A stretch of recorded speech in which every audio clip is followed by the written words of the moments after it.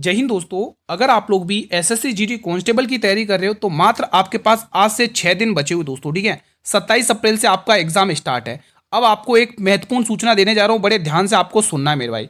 आप लोगों को पता है कि आपका जो सिटी इंटीमेशन वाला स्लिप और लिंक है दोस्तों, वो कल ही दोस्तों लाइव हो चुका था, ठीक है। आपको मुझे कमेंट करके ये बताना है आपने जिस स्लॉट को बुक किया था क्या वही स्लॉट आपको मिला है या उससे कुछ अलग डेट मिली है, ये आप लोग मुझे कमेंट करके बताएंगे, ठीक है दोस्तों।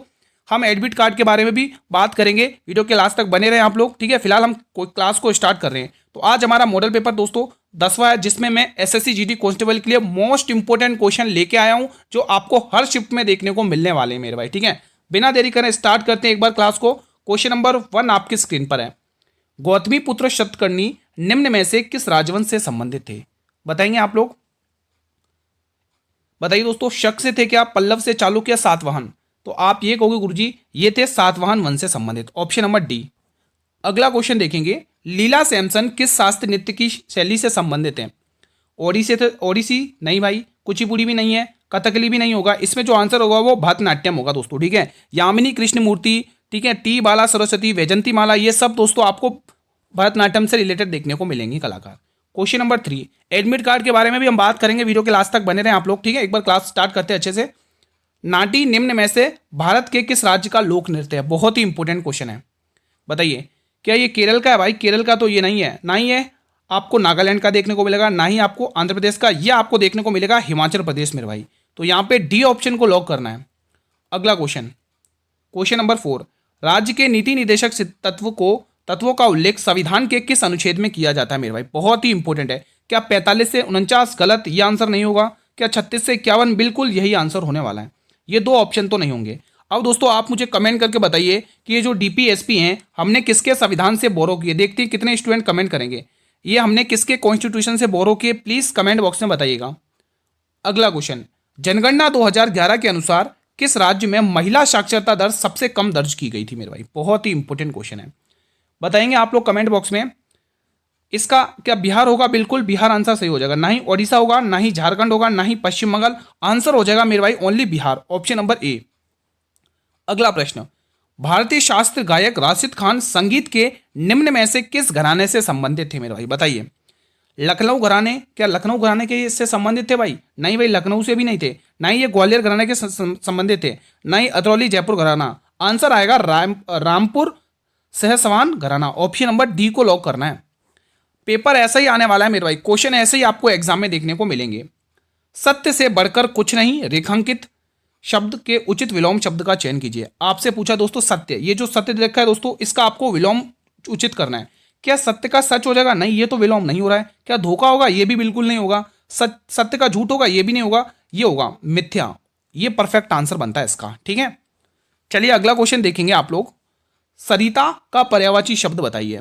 चलिए भाई, सरिता का पर्यायवाची शब्द कौन कौन बताएगा? सबसे पहले किसका कमेंट आएगा? कमेंट बॉक्स में बताइए।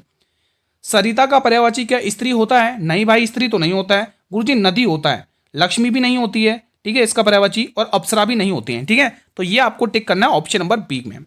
चलिए फिलहाल हम अगला प्रश्न देखेंगे बिना समय गंवाए। क्वेश्चन नंबर 9, किस तत्व की परमाणु संख्या सबसे अधिक है और ये प्रकृति रूप से पाया जाने वाला सबसे भारी तत्व है? थोरियम होगा क्या? बताइए।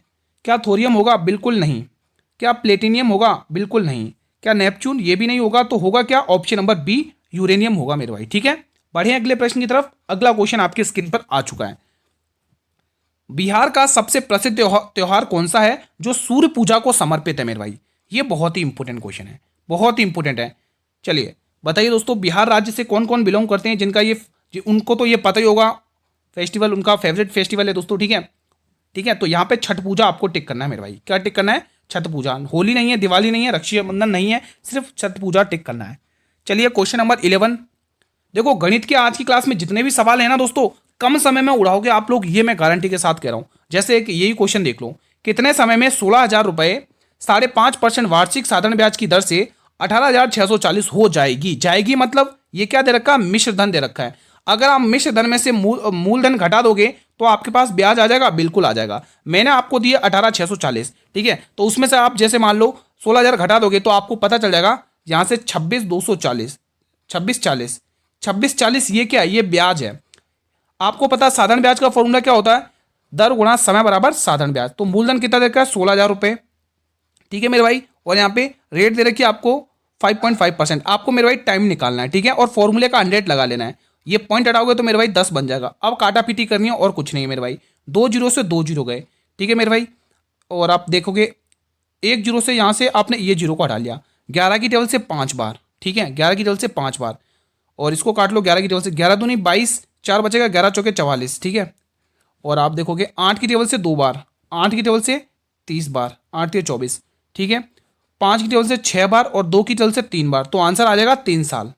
मैं आशा करता हूं कि आप लोगों ने ये क्वेश्चन इजीली बना लिया होगा, कोई टफ नहीं है, खाली कैलकुलेशन है बस, और कुछ नहीं है। काटा पीटी तो आनी चाहिए। झारखंड में धान की बुआई शुरू होने पर कौन सा जनजातीय त्योहार मनाया जाता है? बताइए, बहुत ही इंपॉर्टेंट क्वेश्चन है। चलिए बताइए, क्या टूसू त्योहार मनाया जाता है? नहीं। ना ही मांडा त्योहार मनाया जाएगा, ना ही बा परब त्योहार मनाया जाएगा सरहुल त्योहार, ठीक है, ऑप्शन नंबर डी। अगला प्रश्न, जयपुर घराना किस गायकी शैली के लिए विशेष रूप से प्रसिद्ध है? बताइए दोस्तों। देखो, हम एडमिट कार्ड के बारे में भी चर्चा करेंगे। फिलहाल आपसे जो क्वेश्चन मैंने पूछा था कि आपने जो स्लॉट बुकिंग किया है, क्या वही स्लॉट मिला था आपको या कुछ उससे अलग हट के डेट पे मिला, वो आप मुझे कमेंट करके बताना, ठीक है। तो बताइए, क्या ये ध्रुपद शैली है? इसमें कौन सी शैली है भाई? सभी स्टूडेंट को कमेंट बॉक्स में बताना है। इसमें दोस्तों ख्याल शैली है, ऑप्शन नंबर बी आपको टिक करना है। अगला प्रश्न, उस्ताद अल्लाह रक्का खान किस वाद्य यंत्र के प्रसिद्ध वादक थे? बहुत ही इंपॉर्टेंट क्वेश्चन है, बहुत ही इंपॉर्टेंट है। क्या ये वीणा बजाते थे? बताइए, क्या ये सितार बजाते थे या तबला या सरोद, क्या बजाते थे? ये आपसे पूछा क्वेश्चन है। तो आप कहोगे गुरुजी ना ही ये वीणा बजाते थे, ना ही सितार, ना ही सरोद, ये बजाते थे सिर्फ तबला, ऑप्शन नंबर सी। अगला क्वेश्चन, संगीत में स्वर के सबसे छोटे अंतराल को क्या कहा जाता है? संगीत में स्वर के सबसे छोटे अंतराल को क्या कहा जाता है? तो इसको राग तो कहते नहीं है, ना ही थाट कहते हैं, ना ही सप्तक कहते हैं, इसे कहते हैं श्रुति, ठीक है, ऑप्शन नंबर बी आपको टिक कर लेना है। अगला प्रश्न, राग प्रदर्शन के शुरू में बिना लय या ताल के गाए जाने वाले राग के विस्तार को क्या कहते हैं? शानदार क्वेश्चन है, बताएंगे आप लोग कमेंट बॉक्स में। इसको तान तो बिल्कुल भी नहीं कहते हैं, ना ही इसको बंदिश कहते हैं। अच्छा, बंदिश 2 बार आ गया। फिलहाल इसको कहते हैं आलाप, ऑप्शन नंबर डी को लॉक करना है आप सभी को, ठीक है। बढ़े अगले प्रश्न की तरफ। चलिए अगला क्वेश्चन देख लेते हैं। भाई छोटी सी रिक्वेस्ट है, चैनल पर नए हो तो चैनल को सब्सक्राइब जरूर कर लेना, ताकि और बेल नोटिफिकेशन को प्रेस करोगे तभी आपको नई वीडियो का नोटिफिकेशन मिलेगा। राष्ट्रीय अनुसूचित जाति आयोग का गठन किस अनुच्छेद के अंतर्गत किया गया है? बहुत ही इंपॉर्टेंट क्वेश्चन है मेरे भाई, बताइए। काफी बार पूछा गया है दोस्तों एसएससी में। क्या आर्टिकल 349 सही है? बिल्कुल भी नहीं, ये ऑप्शन बिल्कुल नहीं है। ना ही आर्टिकल 348 है, ना ही 338 का बी है। आंसर आएगा आर्टिकल 338। अगला क्वेश्चन देखेंगे आप लोग। दक्षिण भारत में डैश एक ग्राम सभा थी जो उन क्षेत्रों में पाई जाती थी जहां जमींदार ब्राह्मण नहीं थे, जहां पर जमींदार ब्राह्मण नहीं थे। क्या उर होगा इसका आंसर? बिल्कुल नहीं। नगरम, ये भी नहीं होगा।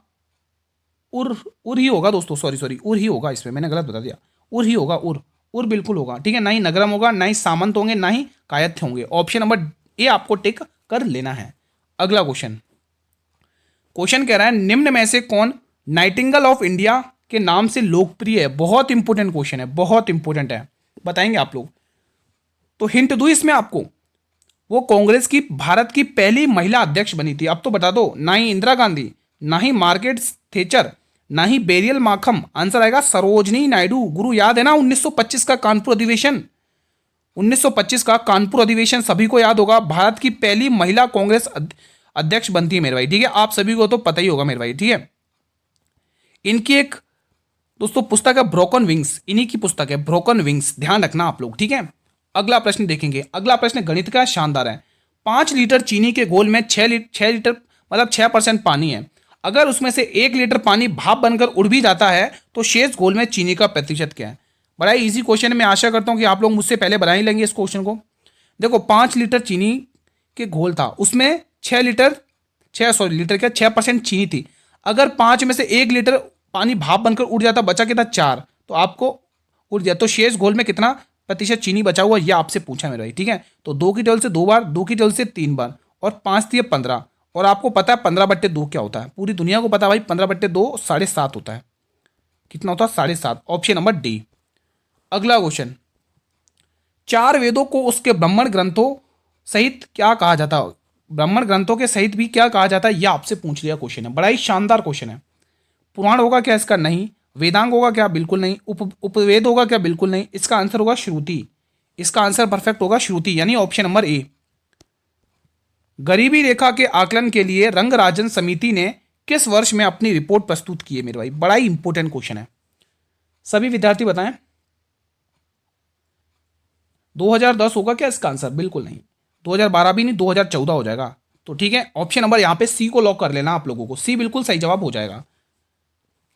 गन्ने से चीनी बनाने की गतिविधि क्षेत्रक आर्थिक गतिविधि के अंतर्गत आती है। ये बड़ा ही इंपॉर्टेंट क्वेश्चन है, काफी बार पूछा गया एसएससी में। क्या ये प्राथमिक क्षेत्र होता है क्या? आप कोई भी कच्चे माल से कोई पक्का माल बनाते हैं मेरे भाई, तो वो हमेशा दोस्तों सेकेंडरी सेक्टर होता है, मतलब कि द्वितीयक क्षेत्र में आता है। कहां गया? ऑप्शन नंबर सी को टिक करना आप लोगों को। ठीक है मेरे भाई, कोई डाउट? कोई डाउट नहीं है। अगला क्वेश्चन देखेंगे, गोंड आदिवासियों का लोकप्रिय लोक नृत्य कौन सा है मेरे भाई? सभी विद्यार्थी कमेंट बॉक्स में बताएं। गरबा होगा क्या? भाई गरबा तो गुजरातियों का है, ये तो नहीं होगा। भगोरिया होगा? भगोरिया भी नहीं होगा। राउत नाच? ये भी नहीं होगा। तो बचा क्या? कर्मा। ऑप्शन नंबर ए को लॉक करना है यहां पर। अगला क्वेश्चन, पूर्वी भारत। अब पूर्वी भारत में कौन कौन से जैसे राज्य आ जाते हैं? जैसे अपन कहेंगे ओडिशा, झारखंड, पश्चिम बंगाल, ये सब आ जाते हैं। ठीक है, में प्रसिद्ध है छऊ नृत्य। इन तीनों राज्यों में क्या छऊ नृत्य बहुत प्रसिद्ध है? इसमें किसका मिश्रण है, यह आपसे पूछ लिया गया क्वेश्चन है। बड़ा ही इंपॉर्टेंट क्वेश्चन है मेरे भाई। मार्शल आर्ट का मिश्रण है क्या? बिल्कुल नहीं है भाई, मार्शल आर्ट तो नहीं देखने को मिलती है, ना ही पौराणिक कथाओं पर है। ठीक है, तो इसमें आएगा दोनों, उपयुक्त दोनों, यानी कि आपको मार्शल आर्ट भी देखने को मिलेगी और पौराणिक कथाएं भी देखने को मिलेगी। तो अगर आप दोनों ऑप्शन में आ रहे हैं और उपयुक्त दोनों आ रहा है, तो आपको उपयुक्त दोनों पे टिक करना है। यानी आप ये नहीं हो कि आप मार्शल आर्ट टिक करके और पौराणिक कथा छोड़ दो, नहीं, आपको दोनों टिक करना पड़ेगा। ठीक है, सी ऑप्शन टिक करना है। काजीरंगा राष्ट्रीय उद्यान किस जानवर के लिए प्रसिद्ध है?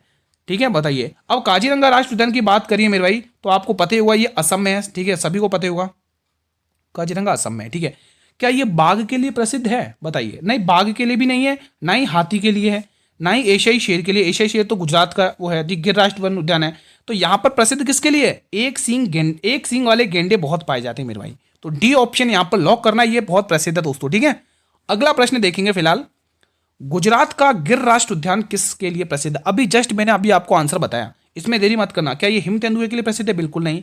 जंगली गधे के लिए? बिल्कुल नहीं। बंगाल टाइगर के लिए? बिल्कुल नहीं। तो जवाब आएगा एशियाई शेर। ठीक है, ऑप्शन सी को लॉक करना है मेरे भाई। अगला क्वेश्चन, क्वेश्चन नंबर 28, इडुक्की बांध किस राज्य में स्थित है? बताइए, सभी स्टूडेंट बताएंगे। देखो, अब यहां पर एक चर्चा कर लेते हैं, जैसा मैंने स्टार्टिंग में कहा था एडमिट कार्ड के लिए। ठीक है, तो जो क्वेश्चन मैंने आपसे करने के लिए कहा था उसका आंसर तो आपने कर ही दिया होगा। लेकिन अगर हम एडमिट कार्ड की बात करेंगे मेरा ही, तो कोई दोस्तों जो एसएससी खुद कहती है दोस्तों, जो एडमिट कार्ड है ना, आपकी एग्जाम डेट से 3 या 4 दिन पहले देखने को मिलता है दोस्तों एडमिट कार्ड। और जो सिटी स्लिप होती है मेरे भाई, वो एग्जाम डेट से 10 दिन पहले देखने को मिल जाती है। तो मैं आशा करता हूं दोनों डाउट आपके माइंड से क्लियर हो चुके होंगे। ठीक है, अब वो स्लॉट वाला क्वेश्चन तो जरूर मुझे कमेंट करना जो मैंने आपसे पूछा था।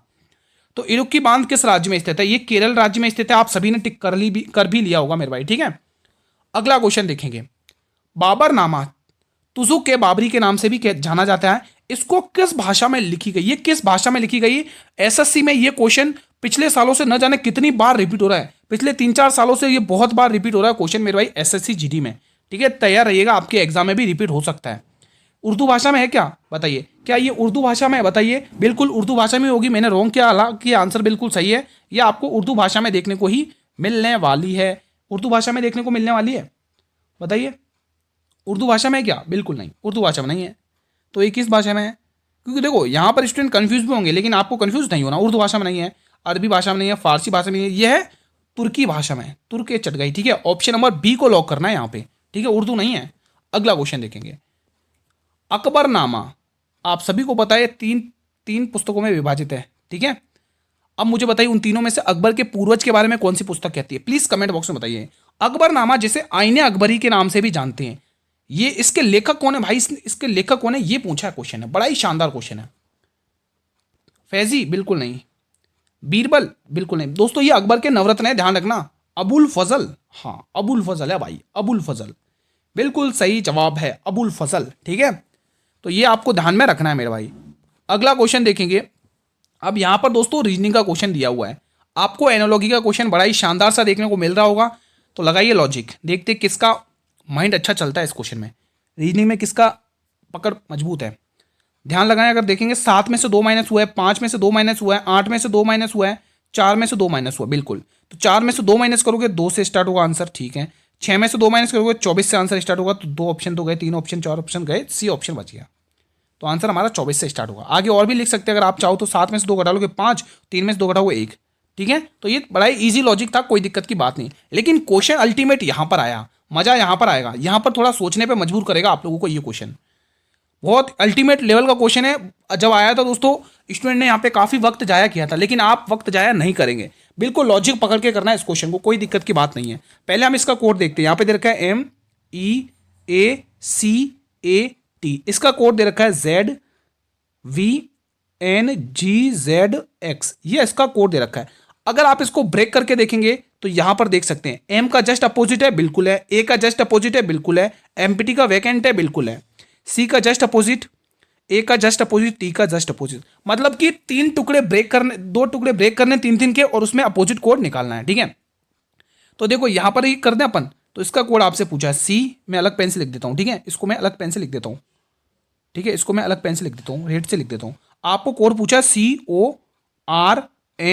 CORNOR, इसका कोड पूछा है। आपको पता है यहां पर ये तीसरे नंबर पे क्या आएगा, सी का जस्ट अपोजिट क्या होता है, आप हो गए एक्स होता है। एन का जस्ट अपोजिट क्या होगा मेरे भाई, एन का जस्ट अपोजिट क्या होगा बताइए, एन का जस्ट अपोजिट क्या होगा, ये आपसे क्वेश्चन ने पूछा है। ओ का जस्ट अपोजिट क्या होगा वो तो आपको पता ही होगा, लाइट ऑफ है ना, तो ओ का एल होगा, यानी एल एक्स। एल एक्स यहां पर नहीं दिख रहा है, एल एम दिख रहा है, 3 ऑप्शन में एल एक्स दिख रहा है। लेकिन आगे और देखते हैं दोस्तों, आगे अगर हम पीछे से स्टार्ट करें, जैसे एन वाला है, ये एन का जस्ट अपोजिट क्या होगा, एम होगा, तो लास्ट में एम आएगा, मतलब एल एक्स सेकंड नंबर पे आएगा और लास्ट में एम आएगा। लास्ट में एम इसी वाले में दिख रहा है दोस्तों, यही ऑप्शन दिख रहा है परफेक्ट, क्योंकि लास्ट में एम इसी में है। देखो ना, एन ये यहाँ पे आएगा। आर का जस्ट अपोजिट क्या होता है बताइए, आर, आर का इंडियन रेलवे आई आ जाएगा, है ना, तो यही ऑप्शन है। ओ का क्या हो जाएगा, लाइट ऑफ एल, तो यही ऑप्शन है बिल्कुल। ठीक है, शानदार था, जिसने आपको सोचने पर मजबूर किया होगा उस क्वेश्चन ने। अब ये क्वेश्चन इजी है, आप लोगों ने करवा लिया। आई थिंक कल या परसों वाली क्लास में भी इस टाइप का क्वेश्चन मैंने करवाया था, आई थिंक, है ना, मुझे ध्यान है जहां तक। शत्रु उस पर टूट पड़े, इसमें अशुद्धि वाक्य ढूंढना है दोस्तों। गए पर अशुद्धि है, क्योंकि यहां पर पड़े होना चाहिए, पड़े।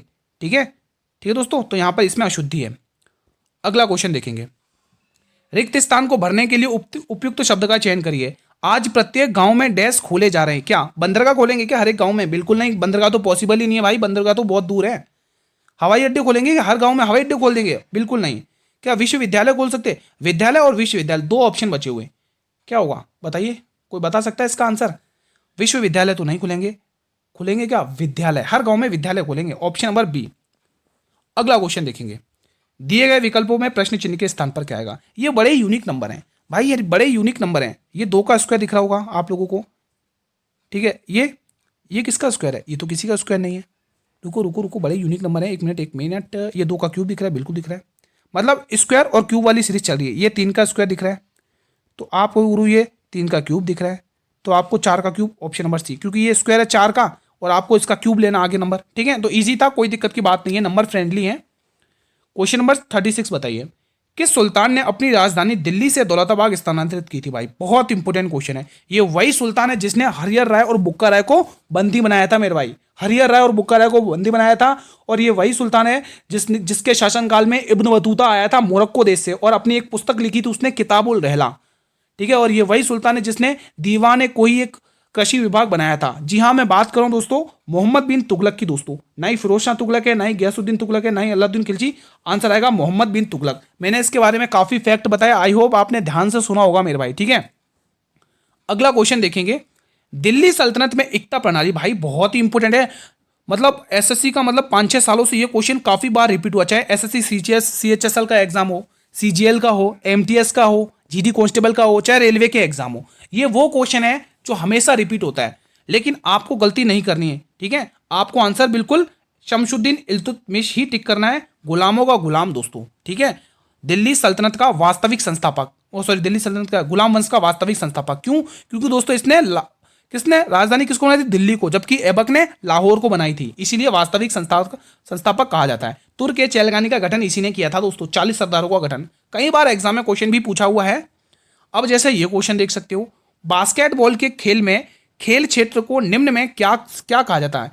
खेल क्षेत्र को क्या कहते हैं? बड़ा ही इंपॉर्टेंट क्वेश्चन आपकी स्क्रीन पर लग चुका है, बता सकते हैं? कौन कौन स्टूडेंट बताएगा? क्या पिच कहोगे? भाई पिच तो नहीं करेंगे, तो हम क्रिकेट के मैदान को कहते हैं। रिंग कहोगे? बिल्कुल भी नहीं। कोर्ट जरूर कहेंगे, हाँ ये कोर्ट है, पहनने वाला कोर्ट मत समझना भाई, ठीक है, कोर्ट है। फील्ड नहीं होगा दोस्तों, सी ऑप्शन को आप टिक करना है। अगला क्वेश्चन देखेंगे, दक्षिण भारत में किस किस वंश की राजधानी कांचीपुरम थी मेरे भाई? बहुत इंपॉर्टेंट है, कल परसों वाली क्लास में भी करवाया था मैंने। चेरों की राजधानी थी क्या? बिल्कुल भी नहीं, चेरों की तो राजधानी नहीं थी ये। क्या चोलों की राजधानी थी? बिल्कुल नहीं। तो ये राजधानी थी सिंह विष्णु के वंश की, मतलब कि पल्लव वंश जिसके संस्थापक सिंह विष्णु है। पांड्या की भी राजधानी नहीं थी।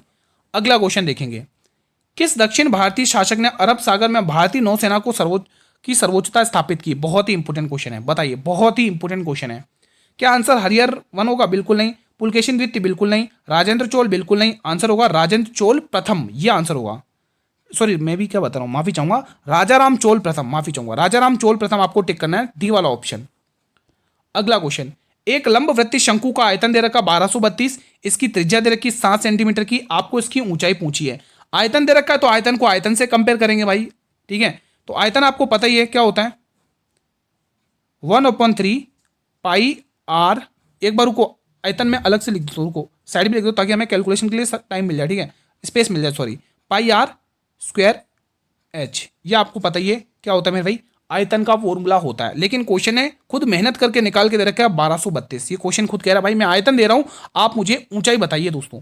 तो निकाल दे तो कोई बड़ी बात नहीं है। 1/3 पाई का मान 22/7 एज इट इज लिख लेना है। आर का यानी त्रिज्या तो आपको दे रखी 7 × 7 लिख लेनी है। और एच आपसे पूछा है, हाइट वही आपसे पूछी है, और 1232 दे रखा है। बन जाओ बाहुबली, उड़ा दो इस क्वेश्चन को अब तो, ठीक है। 22 की टेबल से उड़ाते हैं। 22 पंचे 110, 13 बचेगा, 2 तालों को 132, 22 छक्के 132, ठीक है भाई, ओके रिपोर्ट है। 7 की टेबल से 7 को काटोगे, ओके रिपोर्ट है। 7 की टेबल से 8 बार काटोगे, ओके रिपोर्ट है। और 8 की टेबल से 3 बार, आंसर आ जाएगा 8 या 24। तो बी ऑप्शन बिल्कुल परफेक्ट हो जाएगा। अगला क्वेश्चन देखेंगे, मैं आशा करता हूं आपको समझ में आया होगा। शरीर के किस भाग में ग्लाइकोजन संचित रहता है? बहुत ही इंपॉर्टेंट क्वेश्चन है, बताइए दोस्तों। क्या आंत में होता है? नहीं। त्वचा? बिल्कुल नहीं। फेफड़े? बिल्कुल नहीं। ये यकृत में होगा दोस्तों, ऑप्शन नंबर डी यहां पर लॉक कर लेना है। अगला क्वेश्चन, पादप कोशिकाओं में क्या नहीं पाया जाता है? बहुत बहुत इंपॉर्टेंट है, 3 स्टार लगा लो। पादप कोशिकाओं में क्या नहीं पाया जाता है, बताइए। क्या रिक्तिका पाई जाती है क्या? बताइए, बिल्कुल नहीं। सेंट्रोम्स पाए जाते हैं ना, कोशिका भित्ति नहीं, इनमें से कोई नहीं, ठीक है। तो बी ऑप्शन बिल्कुल परफेक्ट हो जाएगा। अगला क्वेश्चन देखेंगे, ग्लास में थोड़ा दूध है, वाक्य में रेखांकित शब्द थोड़ा विशेषण के किस भेद के अंतर्गत आएगा? बहुत बहुत इंपॉर्टेंट है, बताइए दोस्तों। गुणवाचक? बिल्कुल भी नहीं। संख्यावाचक? बिल्कुल भी नहीं। तो क्या होगा? निश्चित परिमाणवाचक? बिल्कुल नहीं। अनिश्चित, थोड़ा बोला है ना, कोई निश्चित मात्रा फिक्स नहीं है उसमें, अनिश्चित। अगला क्वेश्चन, जो आंखों के सामने हो वाक्यांश के लिए सही शब्द क्या है मेरे भाई? बहुत बहुत इंपॉर्टेंट है, काफी बार पूछा गया क्वेश्चन है आपके एग्जाम में ये क्वेश्चन। दृश्य? बिल्कुल भी नहीं। समीप? बिल्कुल भी नहीं। परोक्ष? बिल्कुल भी नहीं। तो क्या होगा? प्रत्यक्ष, ऑप्शन नंबर डी को लॉक कर लेना आप लोगों को। क्वेश्चन 46 आपकी स्क्रीन पर है। 2025 के खुशहाली रिपोर्ट में भारत का स्थान क्या रहा है मेरे भाई? 2025 की बात कर रहा है, तो 2025 की बात कर रहा है तो नहीं 125 नहीं 116, आंसर आएगा 118। वेरी वेरी इंपॉर्टेंट क्वेश्चन है। वैश्विक शांति सूचकांक 2025 में कौन सा देश शीर्ष स्थान पर रहा है? नॉर्वे तो बिल्कुल भी नहीं है, ना ही फिनलैंड है, ना ही न्यूजीलैंड है, तो आंसर आएगा आइसलैंड। ऑप्शन नंबर डी को लॉक करना है। 2025 में भारत और उज्बेकिस्तान के बीच होने वाला संयुक्त सैन्य अभ्यास कौन सा है मेरे भाई? बताइए कौन सा था दोस्तों, सभी स्टूडेंट को कमेंट करना है। क्या गरुड़ शक्ति था? बिल्कुल नहीं। वज्र प्रहार? ये भी बिल्कुल नहीं था। तो होगा क्या आंसर? क्या हरिमो शक्ति? ये भी नहीं। बिल्कुल दस्तलिक आपको टिक करना है। क्या आप लोगों ने भी सी ऑप्शन को ही टिक किया? बिल्कुल टिक किया है। अगला क्वेश्चन, समुद्र शक्ति अभ्यास 2025, इसका जो 32वां संस्करण हुआ है, ये भारत और किस देश के मध्य हुआ है मेरे भाई? बताएंगे, चलिए बताइए इसका आंसर। तो ये भारत और वियतनाम के बीच में हुआ है। नहीं नहीं, वियतनाम कहाँ आ गया भाई, ये यहाँ इंडोनेशिया है, इंडोनेशिया। डी ऑप्शन को टिक कर लेना है। यहाँ पे मैं टिक कर लेता हूँ ऑप्शन नंबर डी को। क्लास का अंतिम प्रश्न, फरवरी 2025 में sport star of the year पुरस्कार से किसे सम्मानित किया गया? बड़ा ही इंपॉर्टेंट क्वेश्चन है। तो जवाब आएगा हरमनप्रीत सिंह मेरे भाई। क्या जवाब आएगा? हरमनप्रीत सिंह आएगा। मैं आशा करता हूं आज का सेशन आपको पसंद आया होगा मेरे भाई। सेशन पसंद आए तो वीडियो को लाइक जरूर कर लेना। देखो मैंने बीच में आज बिल्कुल भी नहीं कहा, लास्ट में ही कह रहा हूं, प्लीज वीडियो को लाइक और शेयर जरूर करें, ठीक है। चैनल पर नए हो, क्लास को पहली बार देख रहे हो तो चैनल को जरूर सब्सक्राइब करें, बेल नोटिफिकेशन बेल को प्रेस करें ताकि आने वाले हर एक नई वीडियो का नोटिफिकेशन आपको तुरंत मिल जाए, ठीक है। अब आप एग्जाम के दिन भी दोस्तों आज से 6 दिन बचे हुए, 27 तारीख से एग्जाम स्टार्ट है। मैंने जो भी इन्फॉर्मेशन थी वो आपको दे चुका हूं दोस्तों, सिटी इंटीमेशन के बारे में बता चुका हूं, एडमिट कार्ड के बारे में बता चुका हूं दोस्तों, ठीक है। अब इस क्लास में किसी भी क्वेश्चन से रिलेटेड डाउट हो तो आप कमेंट बॉक्स में पूछ सकते हैं। पीडीएफ आपको वही टेलीग्राम चैनल पर मिल जाएगी, मैंने जिसका लिंक वीडियो के डिस्क्रिप्शन बॉक्स में दे रखा है मेरे भाई, ठीक है। कोई डाउट हो तो पूछना जरूर। मिलेंगे नेक्स्ट मॉडल पेपर में, तब तक जय हिंद जय भारत।